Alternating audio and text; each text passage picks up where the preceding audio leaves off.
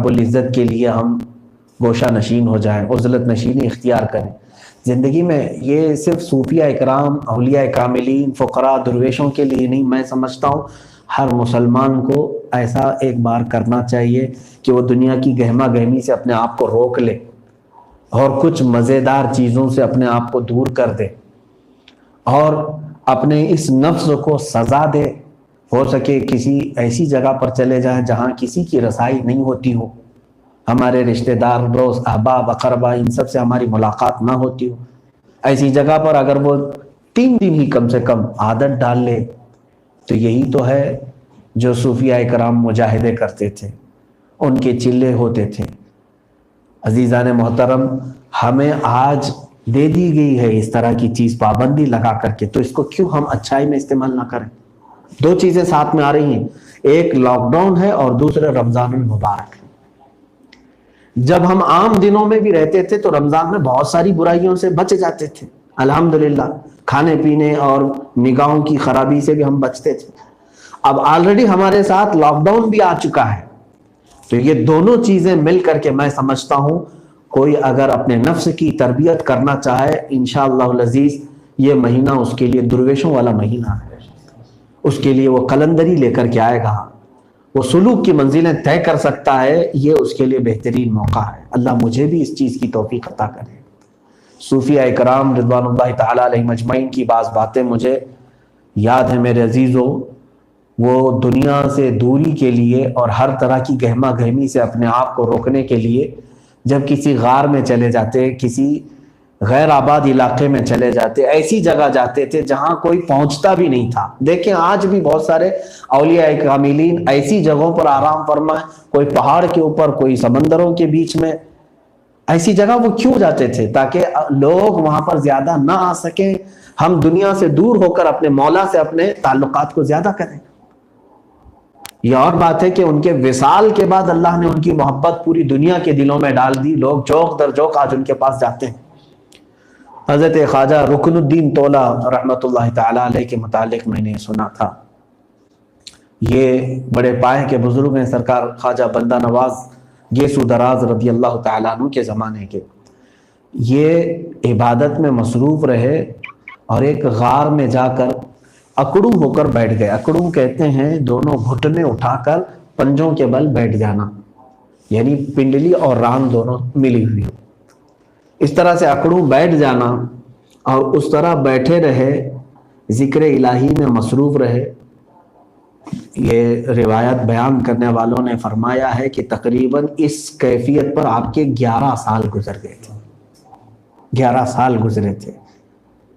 اب وہ صوفیہ اکرام کی زندگی ہے، آپ اس میں عقل کے گھوڑے نہ دوڑائیں کہ وہ کیا کھاتے تھے، کب حاجتوں پہ جاتے تھے۔ جس کی غذا ہی ذکر الہی ہو جائے اس کے لیے کوئی حاجتوں کی ضرورت نہیں رہ جاتی ہے۔ جس نے اپنے روح کی غذا اللہ کے ذکر کو بنا لیا، پھر جسم کو اس کی ضرورت نہیں پڑتی۔ بہرحال 11 سال کے بعد حضرت خواجہ بندہ نواز رضی اللہ تعالیٰ عنہ کے لیے آپ اپنے غار میں کھڑے ہوئے تھے، تب آپ کی پنڈلیوں کا اور رانوں کا گوشت مل چکا تھا، چمڑیاں مل گئی تھی۔ جب آپ کھڑے ہوئے تو دونوں چرچراتے ہوئے پھٹ گئے تھے اور خون جاری ہو گیا۔ تو یہ اتنا لمبا عرصہ وہ مجاہدہ کرتے تھے، کیوں؟ اس کو کہتے ہیں زہد۔ ہر اس چیز سے وہ کنارہ کشی اختیار کرتے جس کی نفس خواہش کرتا ہے۔ نفس ہمارا آج کیا چاہتا ہے؟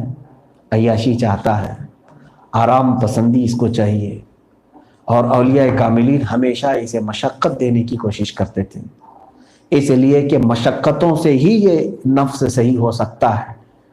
میں نے ایک روایت یہ بھی دیکھی، اللہ تبارک و تعالیٰ نے عقل کو اور نفس کو پیدا کیا۔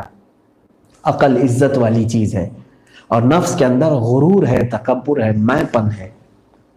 ان دونوں کو اللہ تعالیٰ نے پیدا کیا ہے، عقل کو بھی اور نفس کو بھی۔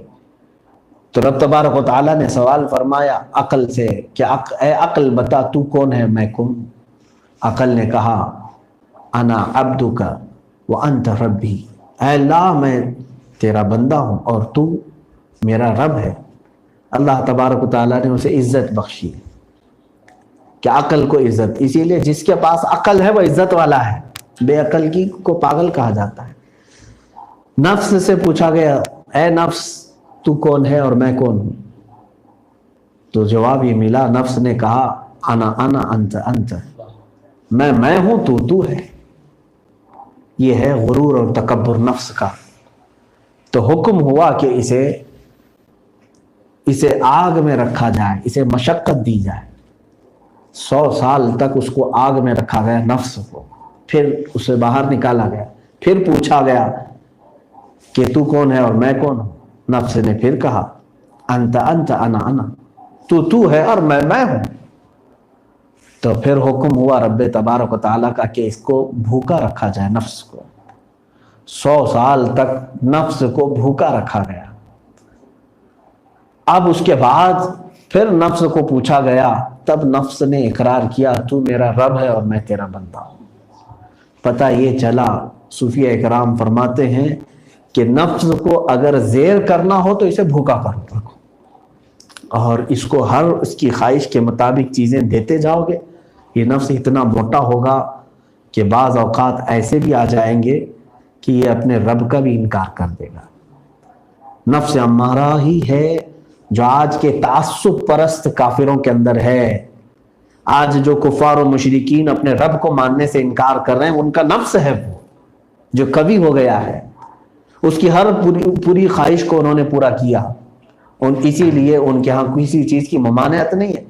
مذہبی اعتبار سے ہندوازم میں، کرسچنوں میں اور دیگر مذاہب میں نہ شراب کی روک ہے، ہاں اس کو وہ اخلاقی برائی سمجھتے ہیں کچھ لوگ، زنا کے لیے غیر قانونی تو ہے، لیکن ان کے ہاں اگر کوئی کر لے تو اس کو بہت بڑا پاپ نہیں سمجھا جاتا، جس طرح سے ہمارے آخرت کا تصور ہے، عذاب کا تصور ہے، جہنم کا تصور ہے۔ یہ اسلام ہے جس میں ان تمام چیزوں سے سختی سے روکا گیا کہ تم اسلام سے بھی نکل سکتے ہو اور ہمیشہ کے لیے عذاب میں گرفتار ہو سکتے ہو اگر تم سے کفر ہو گیا۔ ہمیں ان تمام چیزوں سے ڈرایا گیا ہے۔ عزیزان گرامی، دوسرے مذاہب میں ان کے ہاں نفس سے جہاد کرنے کے موقع ملتے ہی نہیں، ان کے ہاں کھلی چھوٹ ہے، آزادی ہے، جس چیز کو وہ کرنا چاہیں، جیسے وہ کھانا چاہیں وہ کھاتے ہیں۔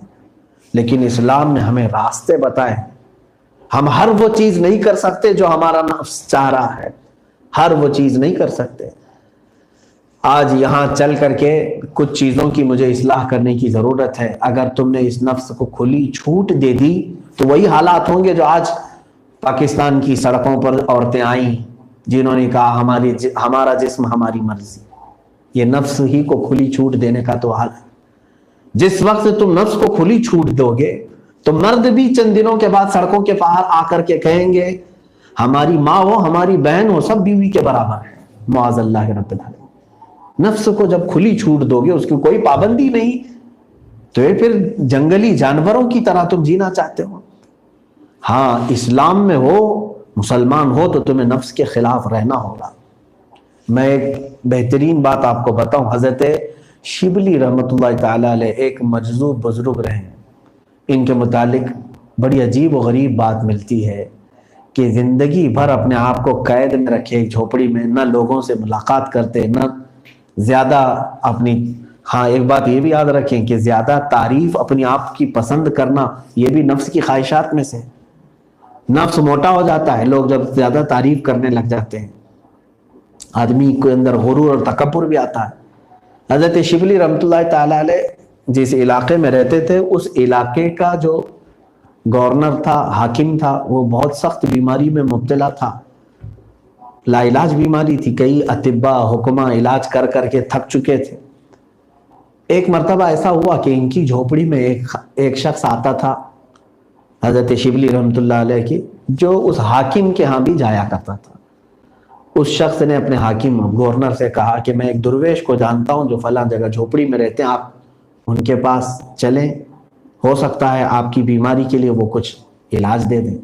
حاکم نے کہا بڑے بڑے حکیم اور طبیب عاجز آ گئے ہیں، اب کسی فقیر درویش کی کیا بات۔ بہرحال ڈوبتے کو تنکے کا سہارا گیا، حضرت شبلی رحمۃ اللہ تعالی علیہ نے اس سے مصافحہ کیا اور اپنا پانی پیا ہوا اس کو دیا یا دم کیا۔ وہ واپس اپنے مقام تک آنے سے پہلے اپنی لا علاج بیماری سے شفا یاب ہو چکا تھا۔ الحمدللہ۔ ہاں، شفا دینے والا اللہ ہی ہے، مگر ذریعہ کسی کو بھی بناتا ہے۔ اس حاکم کے دل میں ان کی بڑی عزت ہو گئی، حضرت شبلی رحمۃ اللہ علیہ۔ اس نے کہا اتنے زمانے سے ہمارے علاقے میں ایک ایسے مستجاب الدعوات بزرگ موجود ہیں اور ایسے پہنچے ہوئے سالک موجود ہیں جن سے ہم ہی واقف نہیں تھے، جن کی دعاؤں کی تاثیر یہ ہے کہ لا علاج مرض میرا صحیح ہو چکا ہے۔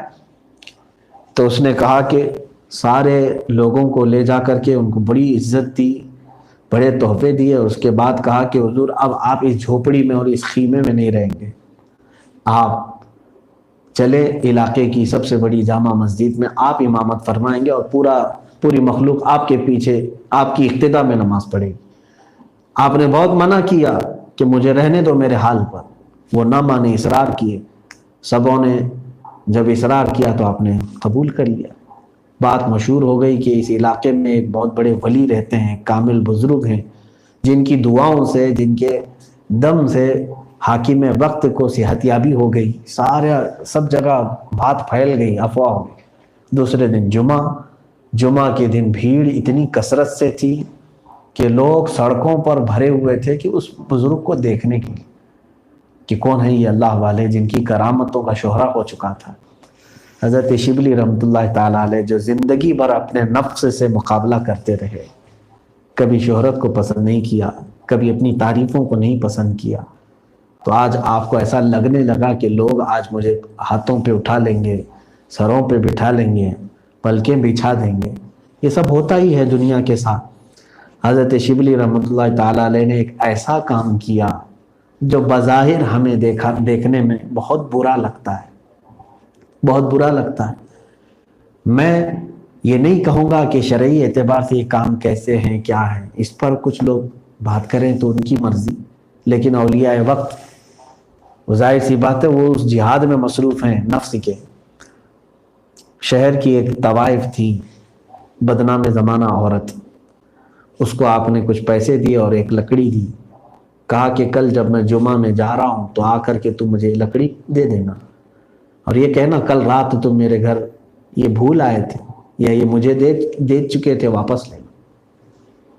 اس خاتون نے کہا ٹھیک ہے۔ حضرت شبلی رحمۃ اللہ علیہ جامع مسجد تک پہنچ رہے تھے، بھیڑ اتنی تھی کہ لوگ جھوک در جھوک آپ سے مسافے کے لیے ٹوٹ رہے تھے۔ وہ عورت تیز آواز سے پکارتی ہے، کہا کہ فلاں سنو، کل رات تم یہ لکڑی میرے ہاں چھوڑ آئے تھے، یہ لے لو، واپس تمہاری ہے۔ اور علاقے کے لوگ اس طوائف کو جانتے تھے، بدنام زمانہ تھی۔ سبوں نے کہا کہ شبلی کا اس عورت کے گھر کیا کام رہا ہوگا؟ بس یہی بدگمانی تھی لوگوں کی کہ یہ بنا ہوا درویش ہے اور راتوں پہ جاتا ہے عیاشی کرنے کے لیے۔ ہم سب کے سامنے ایک عورت آ کر کے اب اس کو واپس کر رہی ہے۔ سبوں نے اسی وقت پتھر مارنا شروع کیا اور سب بھیڑ چھٹ گئی۔ کچھ لوگوں نے آپ کے جبے پھاڑ دیے، کپڑے پھاڑے، مسجد تک جانے نہیں دیا گیا آپ کو، اور آپ واپس آ گئے اور اپنے خیمے میں آ کر کے خوب ہنسنے لگے اور کہا اے نفس، آج میں نے تجھے زیر کر دیا، تو تعریفوں کے بہت اعلیٰ سطح پر پہنچ چکا تھا، لوگ تجھے بہت چاہ رہے تھے اور تو خوش ہو رہا تھا، لیکن آج ایسی نوبت آ گئی کہ لوگوں نے تیرے کپڑے پھاڑ دیے، تجھے بے عزت کر دیا۔ تو نفس کے ساتھ جہاد ان لوگوں کا